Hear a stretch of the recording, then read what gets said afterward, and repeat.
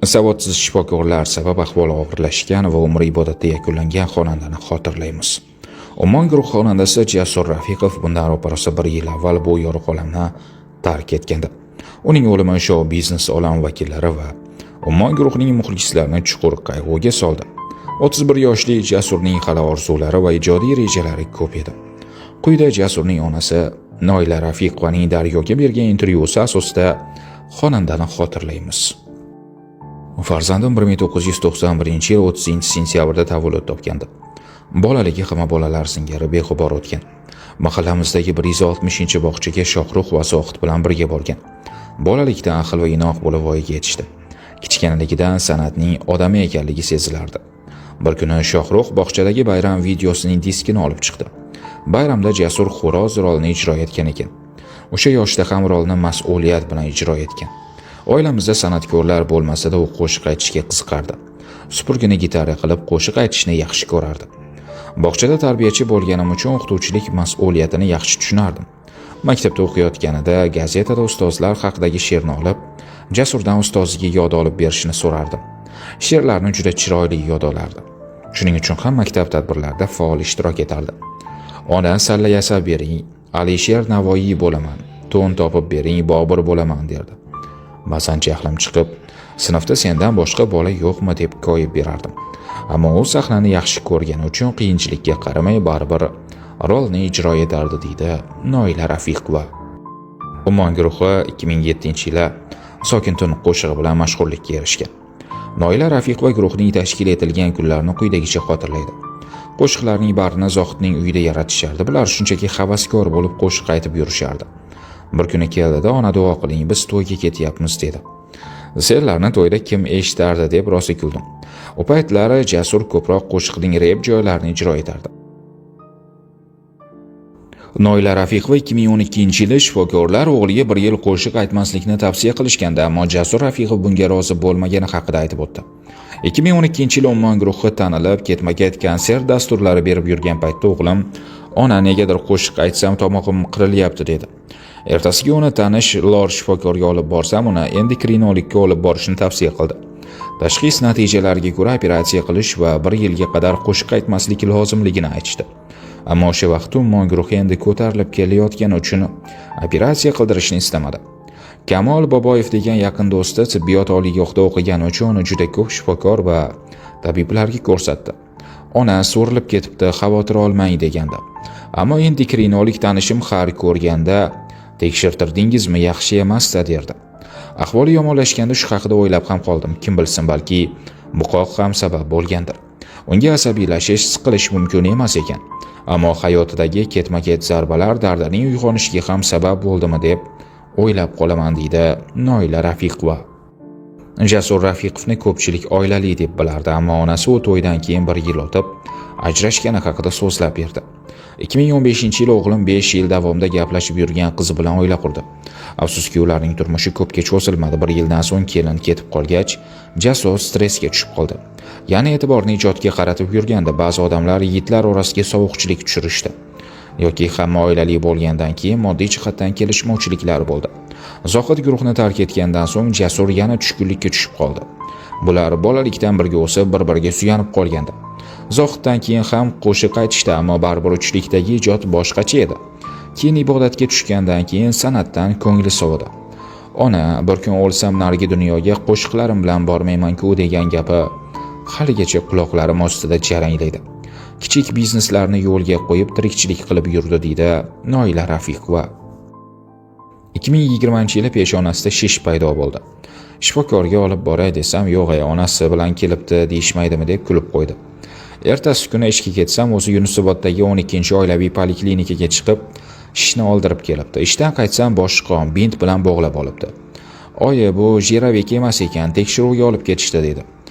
Ishonasizmi, shu gapni eshitib ado bo'ldim. Nahotki 10 yil o'qigan jarroh oddiy jiravik bilan o'simtani farqlay olmasa deb jahlim chiqdi. Borib urishib kelaman desam, o'g'lim yo'limni to'sdi deydi Noila Rafiqova. Shahar onkologiyasiga tekshirtirgani bordik. Ba'zi shifokorlar kasbiga shu qadar noloyiqga asti qo'yaverasiz. Foydasi yo'q, yara ochilgan, davolangandan foyda yo'q deb ko'ngildagi zarracha umidni ham so'ndirishadi. Ularning tavsiyasiga ko'ra tahlillarni tekshirtirish uchun Hindistonga yubordik. Katta xarajat, uning ustiga javoblarni 15 kun kutish kerak ekan. Bu kunlarni qanday o'tkazganimni tasvirlab bera olmayman. Kundan kunga o'g'limning ahvoli yomonlashib borardi. Bir kuni ukam respublika onkologiyasida tanish shifokori borligini aytdi. U yerdagilar tahlillarni Hindistonga jo'natish shart emasligini, barcha suvlarda borligini aytishganda, kasbiga noloyiq insonlardan yana bir marta ranjidim. Odamni sarson qilib, puli va vaqtini ketkazmay o'zimizda bor ekanligini aytishsa bo'ladi-ku. Xullas shifokor ko'rib, tomog'ida ham shish paydo bo'lganligini aniqladi. Shundan keyin tomog'idan ham operatsiya bo'ldi, deydi Noila Rafiqova. Sardor Rahimxon xorijga jo'natmoqchi edi. Noila Rafiqova og'ir kunda uni qo'llab-quvvatlagan do'stlariga minnatdorlik bildirib o'tdi. O'g'lim qisqa umr ko'rgan bo'lsa ham qiyomatli do'stlar orttirgan ekan. Uni qo'llab-quvvatlaydigan insonlar ko'p edi. Shohrux yoki Fattoh kechga yaqin nima ovqat yeging kelyapti deb SMS yozishardi. Aytgan ovqatini olib kelib soatlab yonda o'tirishardi. Dilfuza Ismoilovaning o'g'li Sardor Isroilov ham vaqt topdi deguncha yoniga kelardi. Aka, tezroq sog'ayib ketsangiz sizga yoqqan mashinamni sovg'a qilaman derdi. Zohid avariyaga uchragandan keyin Shohrux Instagram orqali 2 do'stimni ham duo qilinglar degandan keyin Jasurning kasalligi ko'pchilikka oshkor bo'ldi. Ertasiga O'zbek konsertdan ham kelib xabar olishdi. Ular zarli bejirim qutiga solingan yorliq olib kelishibdi. O'g'lim mana shu bir parcha qog'ozdan ham ko'ngli ko'tarilib quvonib ketdi. Bir kuni holsiz bo'lib o'tirganda uyimizga Sardor Rahimxon keldi. Shohrux Jasurning kasal ekanligi haqida aytgan ekan. Sardor Rahimxon kayfiyatini ko'tarib uzoq vaqt suhbatlashib o'tirdi. O'shanda Hindistonga olib borish haqida aytgandi. Bir necha kundan keyin yordamchilardan biri kelib safar uchun hujjatlarni tayyorlashni aytdi. Jasur rosa xursand bo'ldi. Safar xarajatlarini so'rasam kulib, "Pulingiz bormi?" deb so'radi. "Ha, 2000 AQSh dollarim bor. Yana kerak bo'lsa qarz olaman" desam, Jasur akamning xarajatlaridan xavotir olmang, ularga taxminan 25,000 AQSh dollari ketadi dedi. Shohrux do'stini yetaklab xorijga chiqish pasportini olish uchun olib bordi. Jasur holsizligidan arang yurardi. Pasportlar tayyor bo'lganda negadir Jasur fikridan qaytdi. "Ona, nima bo'lsa bo'ldi, ketmayman" dedi. O'shandayoq ko'ngli nimandir sezdimi, bormayman deb oyoq tirab turib oldi, deydi Noila Rafiqova. Jasur Rafiqov bolalikdagi do'sti Zohid Rizqiyevning dahshatli avtofalokatga uchragani haqidagi xabarni eshitib, salomatligi yanada yomonlashdi. Bu haqda onasi Noila Rafiqova quyidagilarni so'zlab berdi. Avtofalokat sodir bo'lgan tun qarindoshimizning to'yida edim. Ertalab kelsam Jasur qovog'ini uyib olgan, ko'rinishi ham bir ahvolda. O'sha kuni Jasurning tug'ilgan kuni edi. Peshonasidan o'pib tabriklasam ham chehrasi ochilmadi. "Yoningda bo'lmaganim uchun xafa bo'ldingmi?" dedim. U boshini chayqab, "Eshitmadingizmi Zohidni?" dedi. Keyin bilsam, 29-sentyabr kuni Zohid avariyaga uchragan ekan. O'g'lim o'zi bir ahvolda bo'lsa ham do'stidan xavotir olardi. Zohid oilada yolg'iz o'g'il va boquvchi bo'lgani uchun "Ona, yaxshi bo'lib ketsam, bo'lmasam Lola opaga qiyin bo'ladi" derdi. Mana shu voqeadan keyin yana salomatligi yomonlashdi. O'ylab qarasam, ba'zi insonlar baqirib dardlarini tashqariga chiqarar ekan. Jasur indamay ichiga yutib yuraverar ekan. O'shanda vaqtida odam baqirib turishi ham kerak ekan deb xayolimdan o'tkazgandim, deydi Noila Rafiqova. "O'g'lim, o'limidan avval qaragan chog'ingizda suyanchiq bo'ladigan farzand bo'la olmadim. Sizlarga xizmat qilmoqchi edim. Aksincha, sizlar menga xizmat qilyapsizlar" deb ko'p aytardim. Chunki dadasi ikkimiz ham kun-tun yonda hamroh edik. "Onajon, sog'ayib ketsam jamoatga chiqib namoz o'qisam" deb niyat qilardi. "Nasib qilsa niyatlaringga yetasan, Allohdan so'raganlarim bor" deb tasalli berardim. Bir kuni do'sti Shohruxga ham bu haqda gapirgan ekan. Mendan keyin onamga qiyin bo'ladi degan gaplarni aytib berganda o'zimni yiqdan tutib tura olmadim. O'limidan 10 kun avval "Onajon, tug'ilgan kuningizga nima qilamiz?" deb so'rab qoldi. "O'g'lim, sovg'ang emas, sog'lig'ing kerak" deb kulgandim. O'tgan yili tug'ilgan kunimni nishonlamaymiz deganimda ham uyga xarajat qilib yaqinlarni mehmonga chaqirgandi. Jasur ko'chada emas, uyda mehmon kutishni yaxshi ko'rardi. Hatto Omon guruh tanilgan vaqtda ham biror marta tug'ilgan kunni ko'chada o'tkazganini eslay olmayman. Jasur o'ksib qolmasin deb katta akasi uning nomidan ham gul olib kelibdi.